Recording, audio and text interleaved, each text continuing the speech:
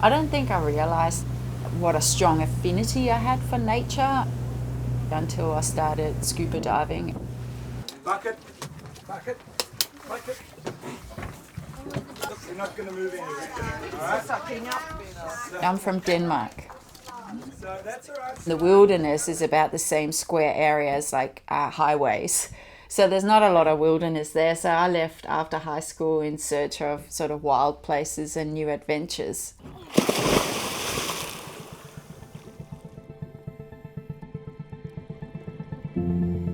I started scuba diving and that was kind of it for me. I just could not believe what I saw.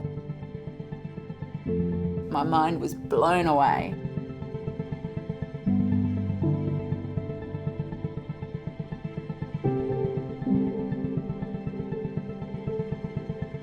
It's a humbling experience, actually.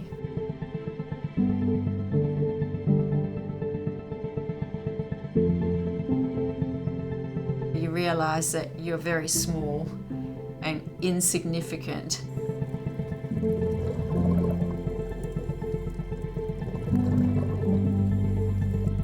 Well, actually, I started off studying fish.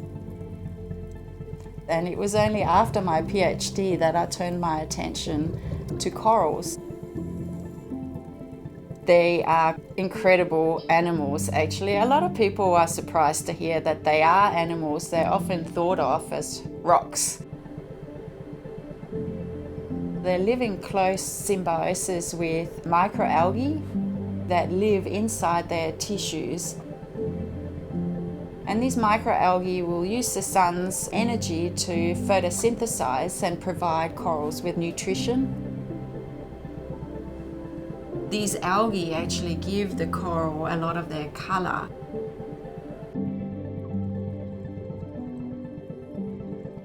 Corals are the trees of the rainforest, if you like. They are truly magnificent ecosystems. I wish we didn't have to think about the future of the Great Barrier Reef. But that's just not the reality that we're facing. Climate change is the biggest threat to coral reefs.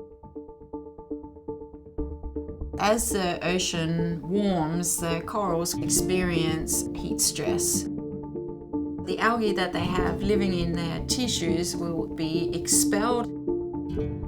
And once they're lost out of their tissues, they look white. So what you can see is actually the skeleton shining through the tissues.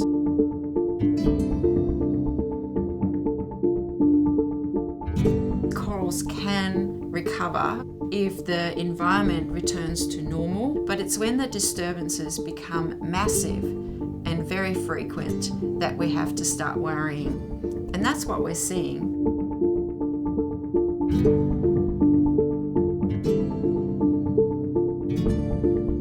Unless we take action and really think outside the box, it's very hard to see a really strong future for coral reefs anywhere.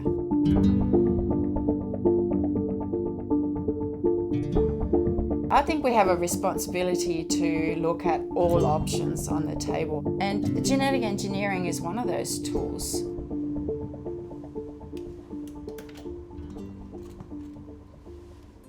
Can you breed more temperature tolerant corals in the lab? You really only have 1 or 2 chances every year to get it right.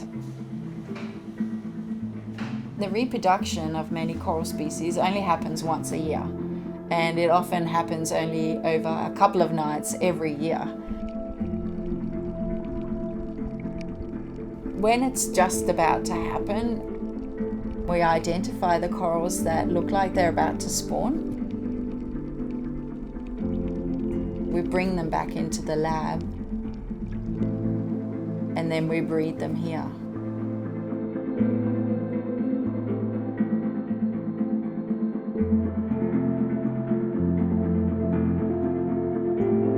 Some species are just remarkably synchronized. They will spawn down to the exact minute on the same night after the full moon of the same month every year.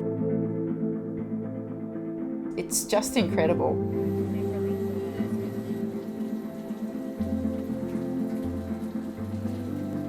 Once we know the genes that are involved in the temperature tolerance of corals, we use the CrisprCast system to knock out or disable certain genes.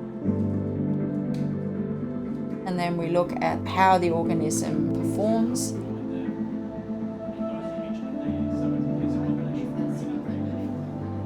The next step will be to see whether we can edit those genes to increase the temperature tolerance.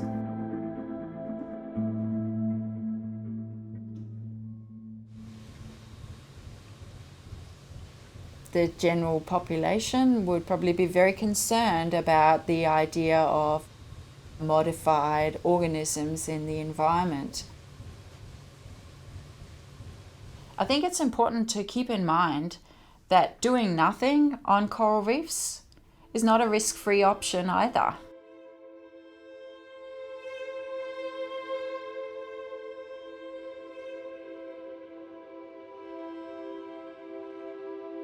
We have to figure out how to help the coral because we're responsible for warming the ocean.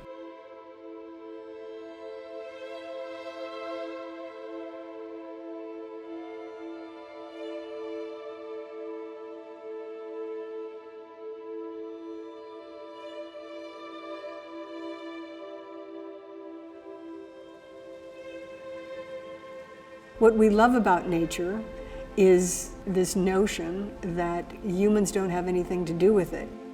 And it's really kind of an illusion. There's really two camps. Those who feel that you can intervene in nature and those who say, let nature take its own course. Traditionally, environmentalists have come out of this ethos, with Ansel Adams and all the classic photos of Yosemite. Think of pristine wilderness. Protect that land, protect those ecosystems. That's conservation.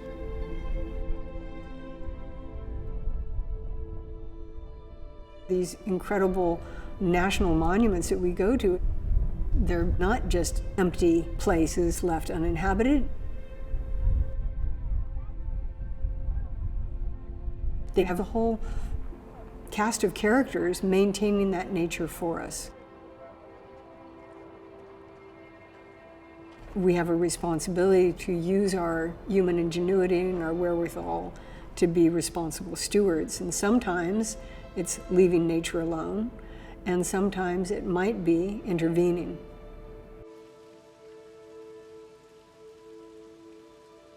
You can see the trends on extinction.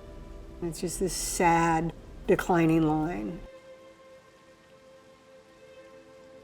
Once you realize the magnitude of humans' impact on the environment, and you realize that there's new technology that can actually help improve the condition potentially for other species, it's hard not to imagine, could you actually bring species back? How do you create a more biodiverse and really bioabundant planet? We're looking at a world that's warming. We need to take action on climate change, but even if we fix that tomorrow, the world will continue to warm for at least 20 or 30 or 40 years. And so what will happen in that intervening time to these magnificent ecosystems?